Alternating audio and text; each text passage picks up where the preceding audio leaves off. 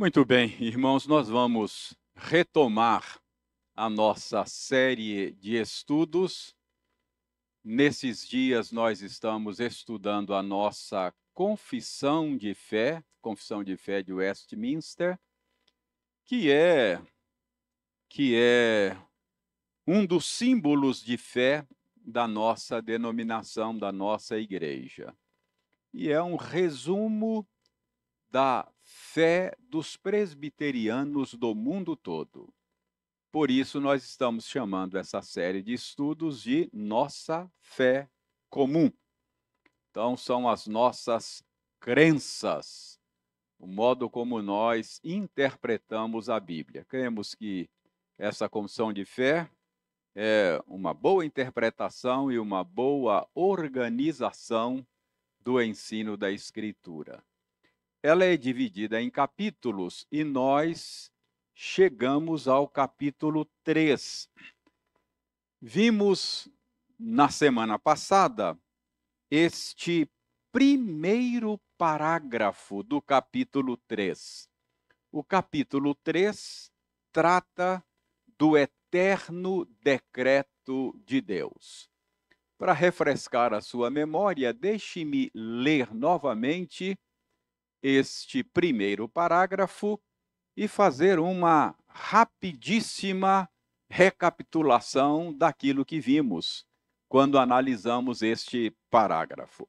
Ele diz o seguinte, está aí: desde toda a eternidade, Deus, pelo muito sábio e santo conselho da sua vontade, ordenou livre e inalteravelmente tudo quanto acontece.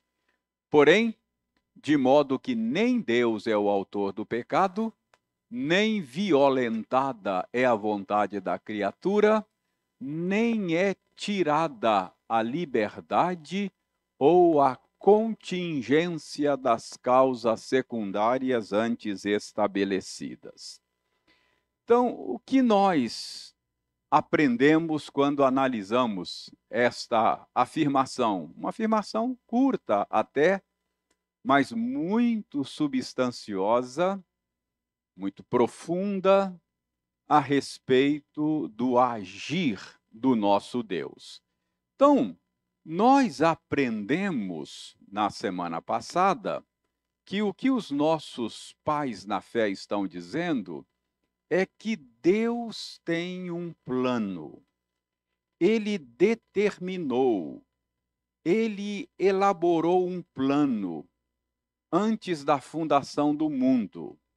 Então, Deus tem um plano. Vimos que a Bíblia ensina isso muito claramente. E nesta afirmação que nós acabamos de ler, e nós conferimos isso na Escritura, vimos que esse plano de Deus é um plano eterno, ele foi elaborado antes da fundação do mundo. Por exemplo, o decreto da criação, a decisão de criar, já fazia parte deste plano, não é? Deus, antes de criar, ele decidiu fazê-lo. Parte do plano. Vimos que é um plano sábio. Não podia ser diferente. Deus tem sabedoria infinita. Portanto, o plano por ele elaborado é um plano eivado de sabedoria. Ninguém poderia elaborar um plano mais sábio. Vimos que é um plano santo. Deus é reto. Deus é justo em todos os seus caminhos. Deus é luz, não há nele treva alguma. Nele não há injustiça. São afirmações que a Escritura faz a respeito de Deus. Portanto, o plano dele é santo. É um plano livremente elaborado.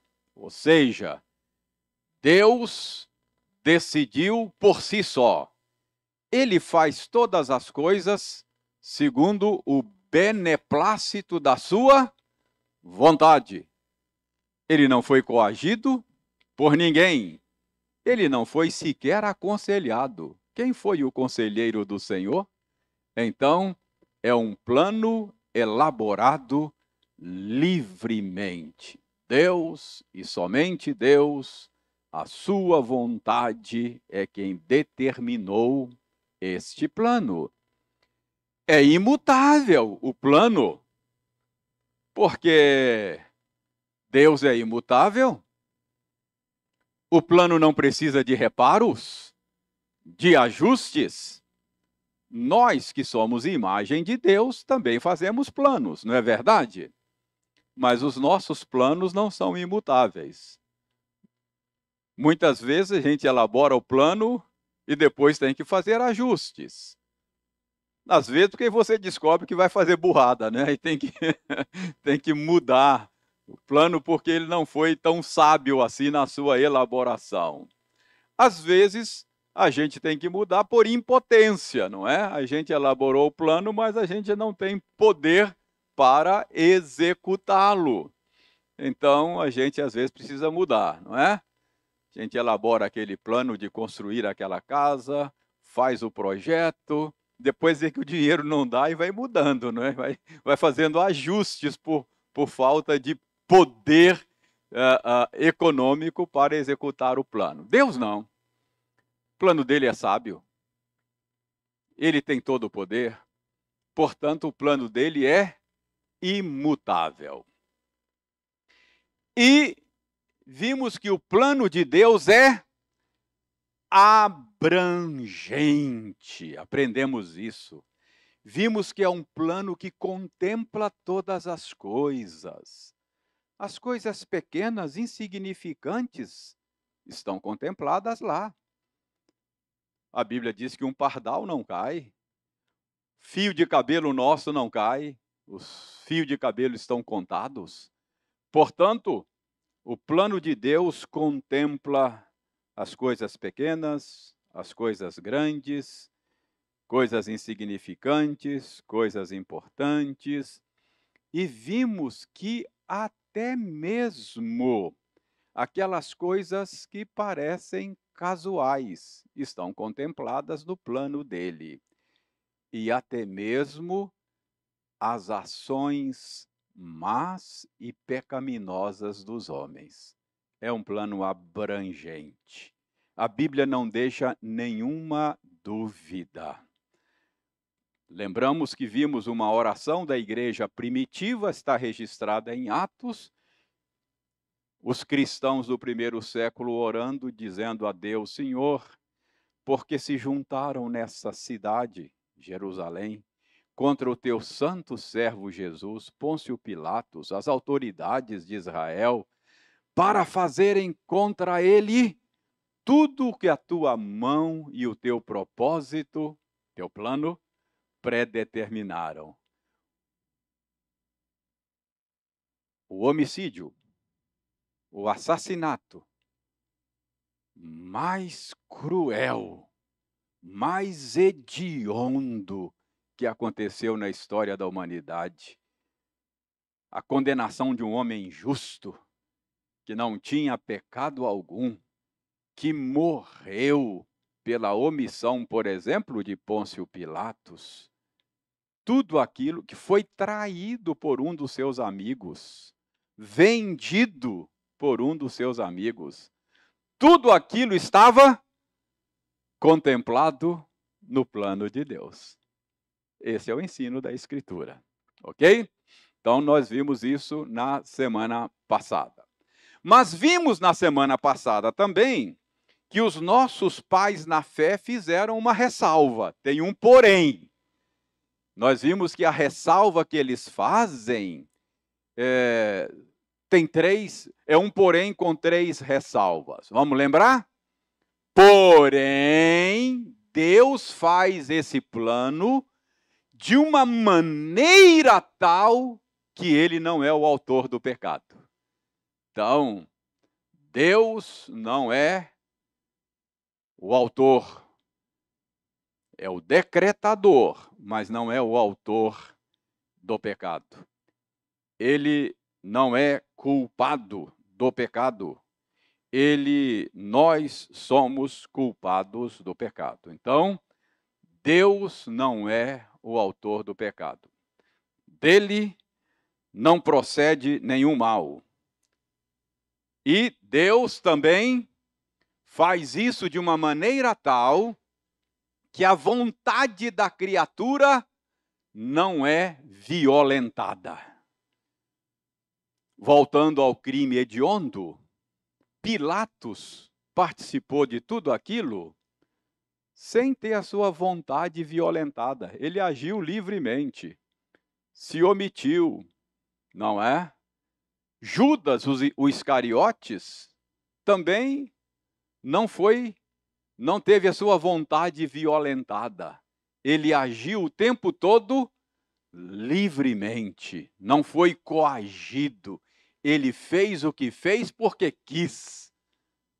Embora estivesse decretado, ele não teve a sua vontade violentada.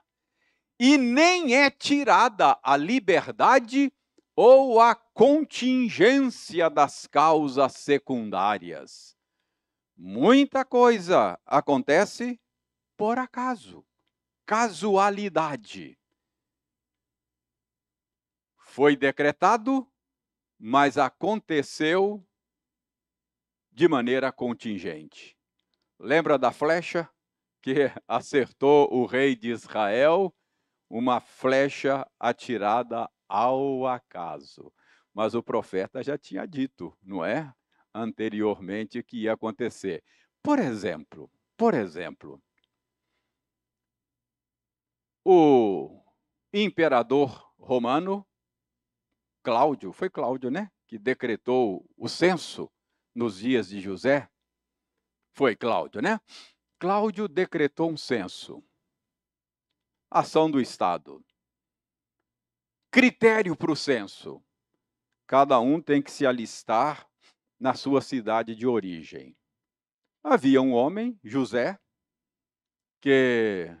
cuja esposa estava grávida, moravam em Nazaré. Mas ele era descendente de Davi. Portanto, por ser descendente de Davi, ele tinha que alistar-se em Belém. Ele não morava em Belém. Ele morava em Nazaré. E aí ele foi a Belém para fazer o alistamento dele. Levou a esposa que estava grávida. E aí, por acaso, a esposa entrou em trabalho de parto lá em Belém. Foi um problema sério, porque fora de casa não achava vaga na pensão, porque por causa do censo estava tudo ocupado. Tal. O menino nasceu em Belém. Tudo por acaso. 700 anos antes, Miqueias falou assim: e tu, Belém Efrata, pequena demais para figurar dentre as milhares de Judá. De ti me sairá aquele que há de reinar em Israel. Olha, estava decretado, mas foi por acaso. Foi por acaso, mas estava decretado. Percebe? Então, Deus decreta, mas ele não tira a liberdade e a contingência das causas secundárias. Qual foi a causa do menino nascer lá em Belém? O censo. O cara fez um censo lá, não é? Essa foi a causa secundária. Mas a causa primária, o decreto de Deus. Era para ser assim. Então, os nossos pais na fé elaboraram esse ponto do ensino da Bíblia sobre o decreto de Deus desta maneira, ok? Agora prestem bem atenção. Há um problema, eu diria insolúvel, complicado, que é levantado a partir desse ensino da Escritura, que é o problema da origem do mal. Na semana passada, a Eurídice, esposa do Carlos Sus, me abordou e falou: reverendo, como é que entende esse texto aqui? É o texto que o Wildeir leu, não é? O Wildeir leu conosco, Deus falando lá que ele cria o mal. Como é que Deus não é o autor do pecado? Ele está dizendo que ele cria o mal. Nós vamos lidar hoje com um assunto complicado, misterioso, e vamos tentar elaborar racionalmente o assunto até onde é possível elaborar, obviamente respeitando todos os limites da revelação. Antes de prosseguir, oi. Ok. Eu percebi que eu estava meio enganado, porque eu perguntei Cláudio, fiquei assim, César Augusto. Está em Lucas 4, lá, Lucas. E nisso, obrigado, Jurandir. Eu fiquei aqui titubeando, isso mesmo, César Augusto foi quem fez o decreto lá. Ok. Então, vamos tentar aqui elaborar essa questão e lidar com esse ponto muito complicado e muito difícil. Antes de prosseguir, é bom a gente dizer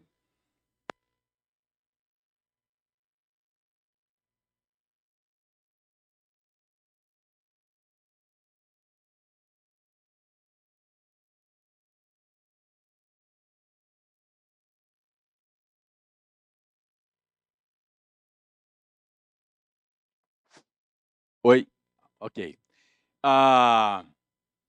É bom a gente deixar claro que aquele texto que o Wildeir leu conosco, Deus está revelando coisas a respeito do cativeiro na Babilônia, falando do fim do cativeiro. O cativeiro não tinha nem acontecido ainda, mas Deus já está dizendo que o povo iria, que o povo ficaria lá por causa do seu pecado e que ele levantaria um homem chamado Ciro para libertação do povo. Então, mal ali, você deve entender mal ali no sentido de tragédia, não o mal moral, pecado. Deus cria o mal, ou seja, a invasão de Jerusalém por Nabucodonosor foi uma ação disciplinadora de Deus contra o seu povo. Foi Deus que entregou Israel nas mãos de Nabucodonosor. Nós estamos pregando em Daniel e temos visto que, não é? A Babilônia não foi outra coisa senão um instrumento nas mãos de Deus. Então, mal nesse sentido aí. Deus não cria o pecado, embora ele é parte do decreto de Deus. Bom, dada essa explicação, vamos refletir um pouco sobre esse problema da origem do mal. Como é que pode o Deus Santo planejar, elaborar um plano que contempla a existência do mal, inclusive do mal moral? Esse é um ponto complicado. Esse talvez seja o problema mais espinhoso com o qual a nossa fé tem que lidar. Esse é um problema muito espinhoso. Ele é visto por incrédulos, ateus e agnósticos como o calcanhar de Aquiles do cristianismo, da fé cristã. Como Deus pode ordenar o mal sem ser o seu autor e, portanto, responsável e culpado por ele? Irmãos, não tem sido fácil articular, não tem sido fácil descrever o agir de Deus nesse assunto do seu decreto, quando a gente tem que refletir a respeito da origem do mal. Então, saibam que há mistérios aqui. Há mistérios aqui que talvez a gente não consiga decifrar nem no tempo e nem na eternidade. Talvez. Mas vejam, por exemplo, como é que pessoas incrédulas, ateístas, usam esse ponto para articular racionalmente argumentos contra a existência de Deus. Você certamente já ouviu de alguma maneira esse tipo de argumento, não é? Se Deus existe, por que que as pessoas sofrem? Por que que o mal acontece? Por que, por que é que injustiças acontecem? O sujeito encheu a cara, pegou o carro, o volante, de maneira irresponsável, bêbado e matou a criancinha há 4 anos, na frente da mãe. Às vezes a gente não elabora assim, mas a pergunta vem: onde é que estava Deus? Onde é que estava Deus? Estava dormindo? O que que ele estava fazendo? Percebe? Então, a presença do mal, a origem do mal, levanta estes questionamentos, que são questionamentos legítimos, até certo ponto é legítimo, é assim, não é? Então, este questionamento, ele pode ser elaborado de uma maneira mais elaborada dessa forma aí, não é? Premissa 1. Se Deus fosse todo-poderoso, ele teria sido capaz de prevenir o mal. Se o mal entrou no mundo, é porque Deus não pôde detê-lo. Portanto, Deus não é todo-poderoso. Premissa 2. Se Deus fosse todo bondoso, ele teria desejado prevenir o mal. Alguém pode dizer, não, o mal entrou não é porque Deus não tinha poder para impedi-lo. Ele tinha poder, ele que não quis, não desejou. Aí o contra-argumento é, se ele não desejou, então ele não é todo bondoso. Percebe? Conclusão, portanto, se Deus fosse todo poderoso, e se ele fosse todo bondoso, não haveria mal no mundo, não é? Contudo, o mal está aí. O mal existe. Qual é a conclusão lógica? Não há um Deus todo-poderoso, não há um Deus todo-bondoso. A lógica nesse argumento, não há? Então, é uma maneira que pessoas incrédulas usam para articular com base na presença, na origem do mal no mundo, a sua descrença, não é? Dar à sua descrença alguma razoabilidade. O que que vocês acham disso? Vão apostatar depois de ouvirem isso? Né? Pois não, Jurandir.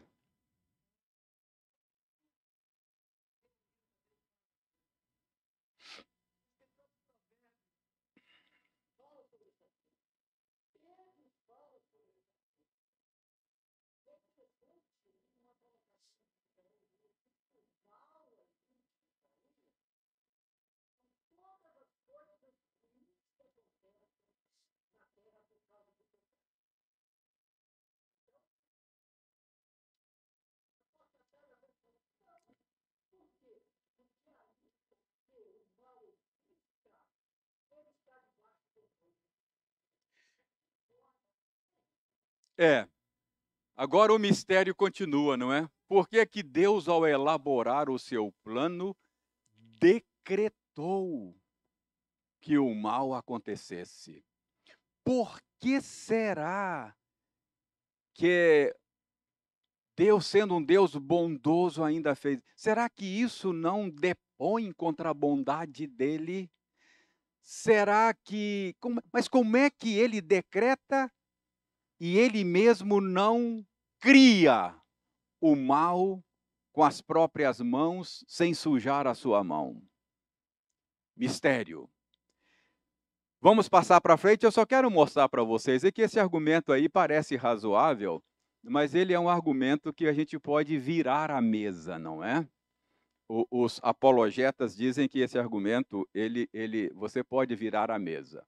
Porque esse argumento trabalha com a existência do sumo bem, do bem, porque ele trabalha com esses dois conceitos, bem e mal. Esses dois conceitos, bem e mal, são conceitos que presumem a existência de Deus, o bem, não é? O sumo bem. Aí usa o termo todo bondoso.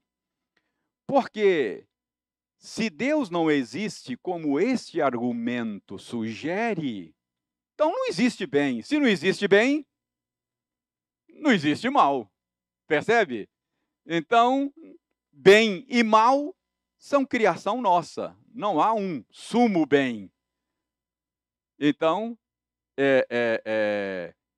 o argumento usa o pressuposto que requer a existência de Deus para provar que Deus não existe. Toma emprestado um capital que é cristão para argumentar contra a fé cristã. Percebeu o ponto? Está claro isso? Porque é capital emprestado, não é? Quer dizer, para eu dizer que o mal existe, eu preciso dizer que o bem existe. Mas se Deus não existe, não existe bem ou mal. Isso é tudo relativo e tudo criação nossa. Não é? Mas vamos para frente. Deixe-me fazer aqui 3 considerações preliminares antes de entrar nesse assunto espinhoso. 3 considerações preliminares que são necessárias. A distinção entre criatura e criador tem que ficar muito clara para você não ter mais dificuldade com esse assunto espinhoso. Os limites da revelação têm que estar muito claro para você não derrapar nas curvas desse assunto espinhoso. E os limites da nossa racionalidade. Tem que estar muito claro. Então, vamos elaborar cada um desses pontos. Primeiro, a distinção entre criatura e criador. Isso tem que ficar muito claro. Nós somos criados. Deus é criador. Isso estabelece uma distinção. Ele é um ser totalmente distinto das suas criaturas. Nós estamos dentro daquele círculo criação. Deus não está dentro daquele círculo. Ele está fora. Lembra que Deus faz uma pergunta interessante lá no Salmo? Pensavas que eu era teu igual? Lembra? Ou seja, Deus não é, embora sejamos imagem dele, ele é um ser distinto. Distinto. Então preste bem atenção. Quando nós estamos tentando elaborar racionalmente o agir de Deus, nós estamos tentando pensar fora da caixinha. Mas nós nunca saímos de dentro da caixinha, o círculo ali. Você não consegue pensar fora da caixinha. Porque você não sabe nada que está fora da caixinha. Você é de dentro da caixinha. Todos nós somos de dentro da esfera criada. Então, elaborar racionalmente qualquer coisa fora da esfera criada é complicado. Você não consegue pensar fora da caixinha. Por exemplo, pense e elabora para mim eternidade. Pensa aí, o que é eternidade? E elabora, define para mim eternidade.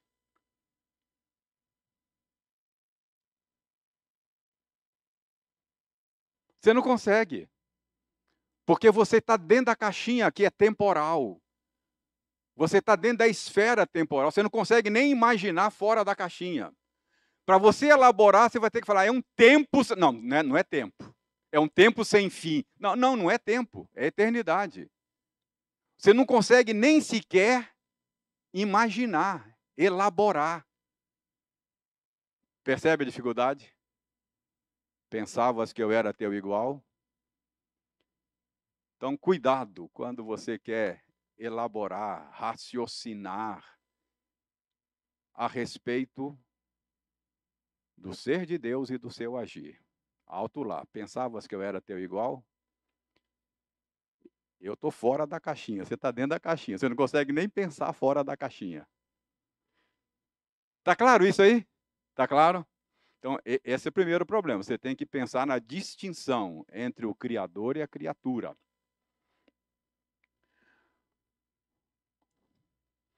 Outra coisa. Você que está dentro da caixinha só sabe de coisas fora da caixinha porque ele contou para você. Revelação. Não é verdade?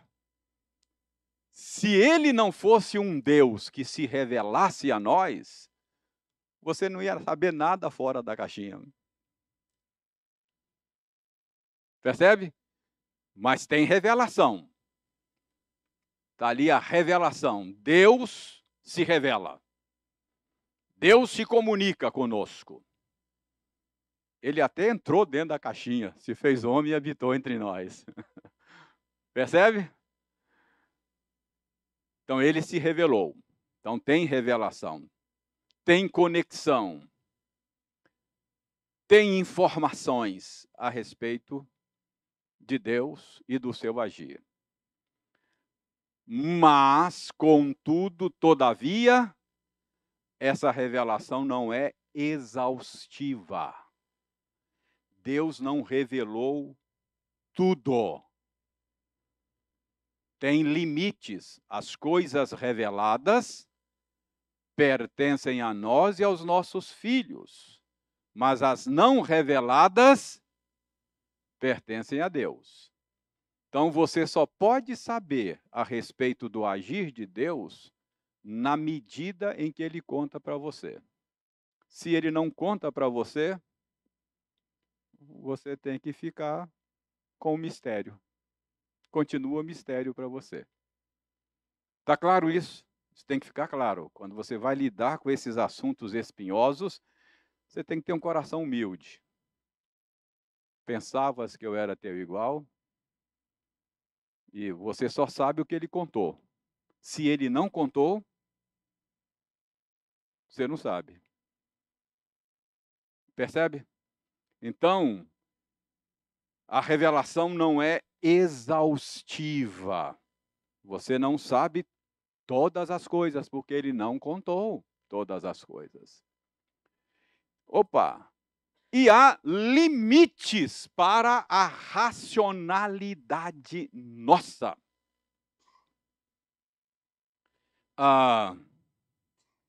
Deus nos fez seres cognitivos, racionais. E a nossa racionalidade é um equipamento muito importante que Deus nos deu. Nós somos seres que buscam entendimento, sentido das coisas, porque fomos projetados assim. A gente precisa articular, organizar racionalmente as coisas. Isso é uma necessidade nossa e isso é bom. Deus nos fez assim. Uma criancinha, quando começa a perguntar, fazer pergunta para você, né? Por que a água queima? Ó, o fogo queima. Ok, queima também. Por que, por, por que a água molha? Por que o passarinho voa? Como é que foi que eu nasci? Né, assim, criança, eu começo a perguntar. E aí, ela está funcionando como foi projetada. Ela quer achar sentido. Você precisa disso. Você já se sentiu desconfortável? Você fala assim, mas isso não faz sentido para mim. Já viu? Isso não faz sentido. Dá um desconforto na gente, não dá? Você quer fazer a coisa organizar na sua cachola. Tem que organizar. A gente precisa. Por quê? Porque você é um ser racional. Isso é bom, é um meio. Deus nos projetou assim. O próprio Deus nos chama para fazer isso. Quando eu falo assim, ó, vinde, pois, e arrazoemos. Deus está argumentando, não é? Tá chamando você para raciocinar, elaborar racionalmente, para você ver a sua condição miserável, o seu pecado, se arrepender, né? Quer dizer, vinde, pois, e Deus argumenta conosco. Então, preste bem atenção. Então, mas embora seja um equipamento muito importante dado por Deus e bom, tem os seus limites. Tá? A nossa racionalidade tem os seus limites. E é muito útil e tem prazo de validade, né, de alguma maneira, porque a Bíblia diz que havendo ciência, passará, não é? Então, veja bem, a gente tem que considerar isso também. Nem sempre a gente consegue amarrar todas as pontas. A gente tem essa necessidade de querer deixar tudo amarradinho, né? Não pode ficar ponta solta. Mas cuidado, cuidado. A nossa racionalidade tem os seus limites. Ela foi afetada pelo pecado, como tudo em nós foi afetado. Então, é natural que às vezes você tem que ficar com pontas soltas, sem amarrar. Tudo bem, mistério. Tá claro? Qual a origem do mal? Por que Deus incluiu o mal? Por que não? Eu não sei. Tem que ficar com pontas soltas, tá? Mas nós temos que tentar elaborar. Mas elaborar isso racionalmente dentro dos limites permitidos pela revelação. Alguns têm tentado elaborar isso. Vamos ver algumas tentativas de amarrar as pontas.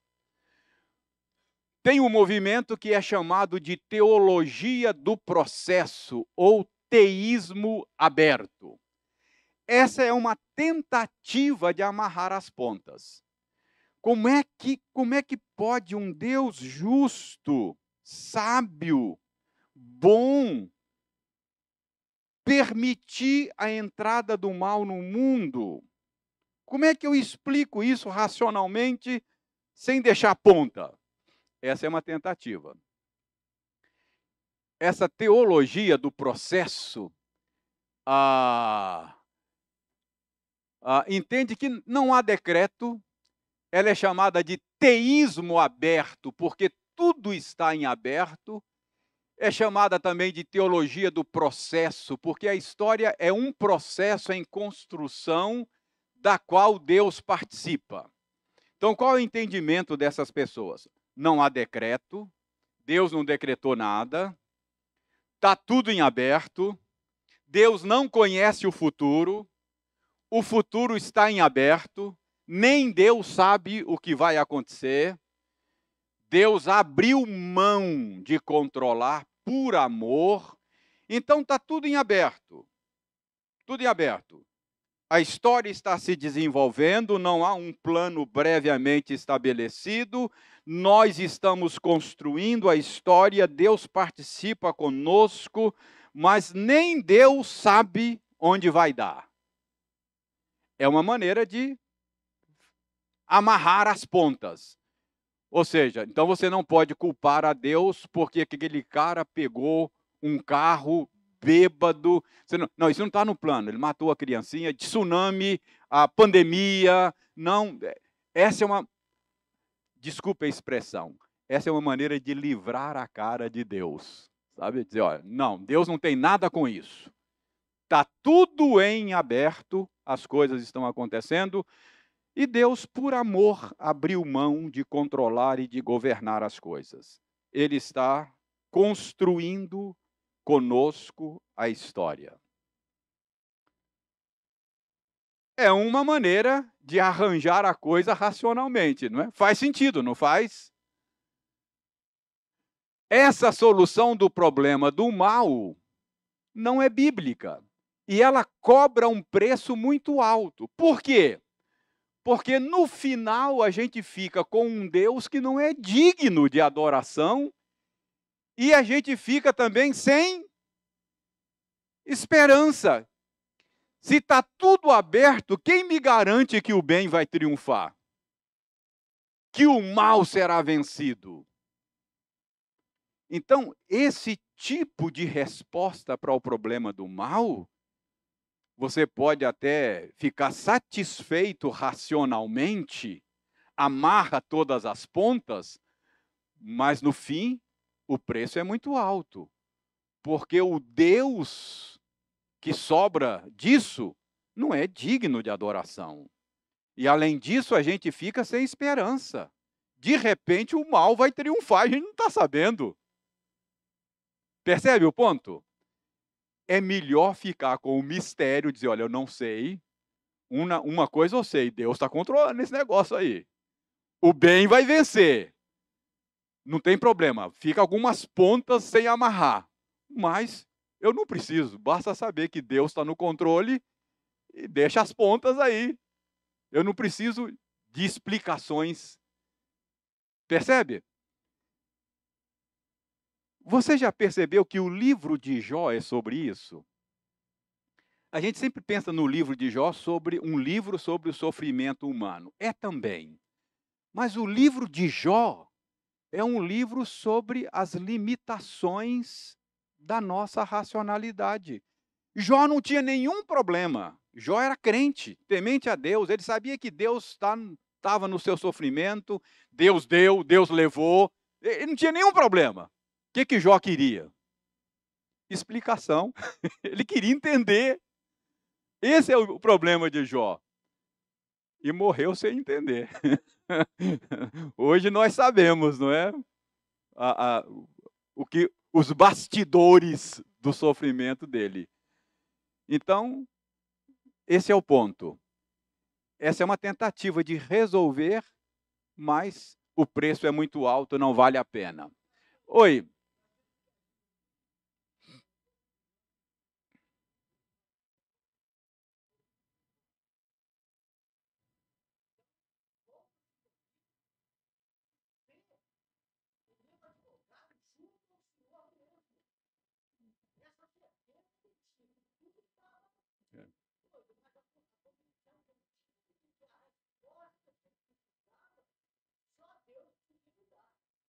E ele no final, ele chega à conclusão de que, Senhor, acho que eu falei demais, nenhum dos teus planos pode ser frustrado, me arrependo no pó e na cinza,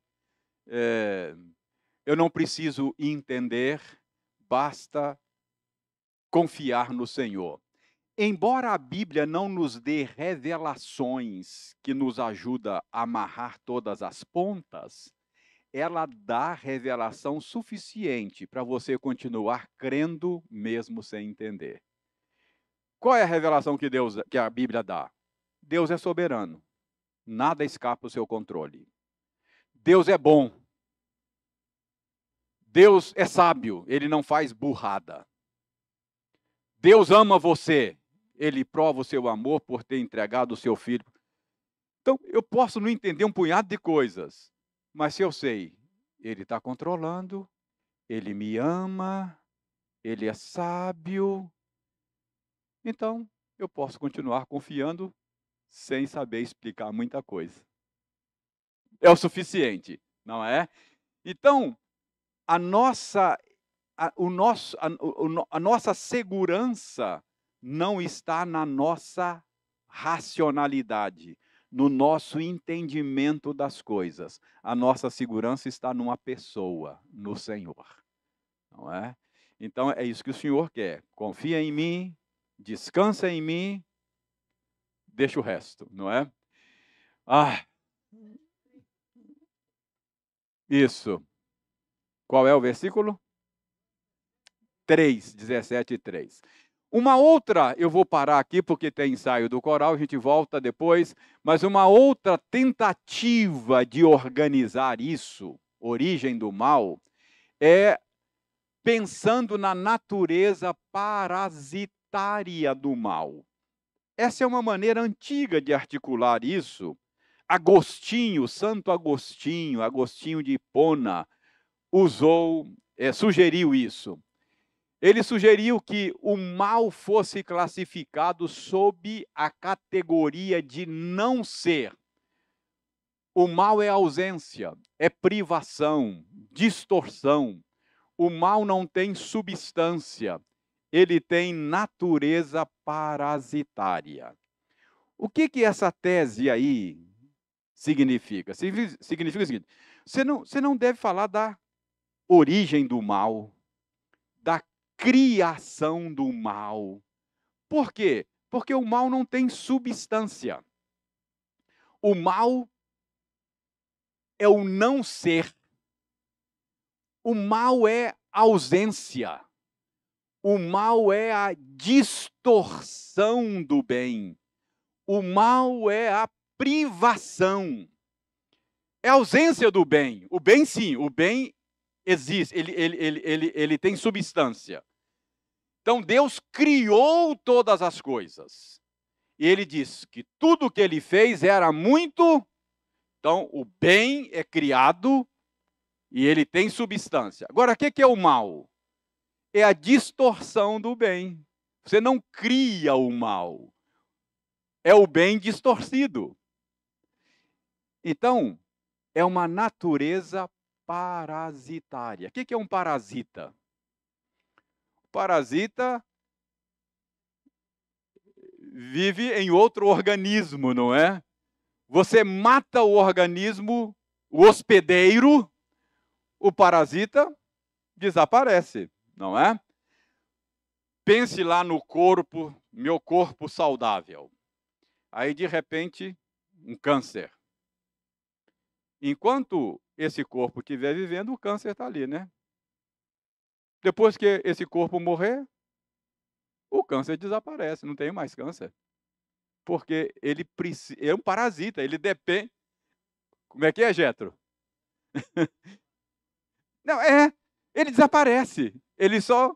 Então, o mal depende do bem. Ele não é criado fora do bem. Percebe? Ele é uma distorção do bem. Agostinho elaborou isso. Ajuda. Ajuda em alguma medida, não é? Porque esclarece aí que o advento do mal não significa criar algo novo. O mal não é a criação de algo novo, é a distorção de algo que já existia. Então não é uma criação de algo novo. Ajuda. Mas resolve o mistério? Eu acho que não. Eu continuo perguntando, por que Deus permitiu a distorção do bem? Só mudo, não vou perguntar por que criou, mas por que ele permitiu a distorção do bem? O mistério continua. O que eu estou querendo mostrar para vocês? Que nós temos que conviver com esse mistério, não é? O mal como permissão. A gente usa muito isso aí, né? Não é. Não, Deus permite. Bom, depende. Normalmente os arminianos usam esse argumento e na cabeça de um arminiano, normalmente, Deus permite como espectador. Aí você tem problema também, porque a Bíblia não diz que Deus é mero espectador. A Bíblia diz que ele sustenta todas as coisas pela palavra do seu poder, ele é governador, ele é o Deus providente. Então, é como se ele permitisse assim: eu só sou um espectador e as coisas estão acontecendo aí, não é culpa minha. Hã? É, não resolve o mistério. É claro, tem gente da tradição calvinista que usa esse termo, acho que você pode usar. É a vontade permissiva de Deus. Não, né, é a vontade permissiva, foi permissão. Mas para aqueles de tradição calvinista, permissão de Deus é uma forma de ordenação, de causação daquilo que acontece, não é? Também não resolve. Ou seja, me desculpe a expressão, com todo respeito, não livra a cara de Deus. Deus continua sendo aquele que, em última instância, decretou, não é, os acontecimentos. Eu vou parar por aqui, tem outras maneiras de elaborar isso, a gente volta futuramente a tratar desse assunto. Mas, por enquanto, o que eu quero que você saiba é que nós, da tradição reformada, entendemos que é possível conviver com mistério, não é? É isso aí, ó. Nenhuma dessas formulações desvenda completamente o mistério. Não é fácil encontrar termos adequados para descrever a decretação do mal por parte de Deus. A nossa articulação e linguagem não devem comprometer a plena e total soberania de Deus, nem a sua santidade, bondade e sabedoria. Se o jeito que você articula essas coisas significa que Deus não é soberano, está errado. Significa que Deus não é bom, está errado. Significa que Deus não é sábio, está errado. Qualquer que seja o jeito de articular. E o mistério, eu pessoalmente creio, vai permanecer. É possível viver uma vida longa e feliz sem a resposta para o problema do mal. Desde que você tenha um Deus digno de adoração e confiança, que promete colocar fim no mal. Mesmo que você não saiba com clareza a origem do mal, você sabe com clareza o fim dele. Isso você não tem dúvida. O mal será extirpado do mundo de Deus. Isso você pode ter certeza. Qualquer que seja o jeito como ele originou-se, foi debaixo da soberania de Deus. Foi debaixo do controle de Deus. Nada, absolutamente nada foge ao controle de Deus. E é isso que lhe dá a certeza de que o mal será banido. Porque se ele não tiver debaixo do controle de Deus, que garantia você tem que Deus vai extirpá-lo? Percebe? Então, eu posso não ter todas as respostas, mas se eu creio naquilo que a Bíblia diz a respeito de quem Deus é, eu poderei descansar nele, mesmo tendo dúvidas a respeito desse assunto.